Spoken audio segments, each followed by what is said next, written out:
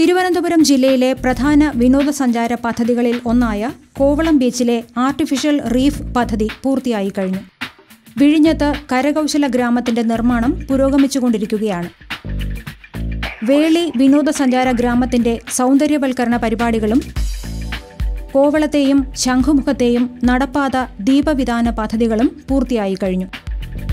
തിരുവിതാംകൂർ രാജവംശത്തിന്റെ ആസ്ഥാനമായിരുന്ന പത്മനാഭപുരം കൊട്ടാരത്തിന്റെ പുനരുദ്ധാരണ പ്രവർത്തനങ്ങൾ പുരോഗമിക്കുന്നു. ശിവഗിരിയിലും അരുവിപ്പുറത്തും പിൽഗ്രിം ഫെസിലിറ്റേഷൻ സെന്ററുകളുടെ നിർമ്മാണം പൂർത്തിയാക്കി. ആക്കുളം കൺവെൻഷൻ സെന്ററിന്റെ നിർമ്മാണ പ്രവർത്തനങ്ങൾ ആരംഭിച്ചു കഴിഞ്ഞു. ആറ്റുകാൽ ക്ഷേത്രമണ്ഡപം, പൊന്മുടി, കോയിക്കൽ കൊട്ടാരം, കായിക്കര ആശാൻ മെമ്മോറിയൽ, നെയ്യാർ ഡാം, കഠിനംകുളം കായൽ ഇവിടങ്ങളിലൊക്കെ വിനോദസഞ്ചാര പദ്ധതികൾ പുരോഗമിച്ചുകൊണ്ടിരിക്കുകയാണ്.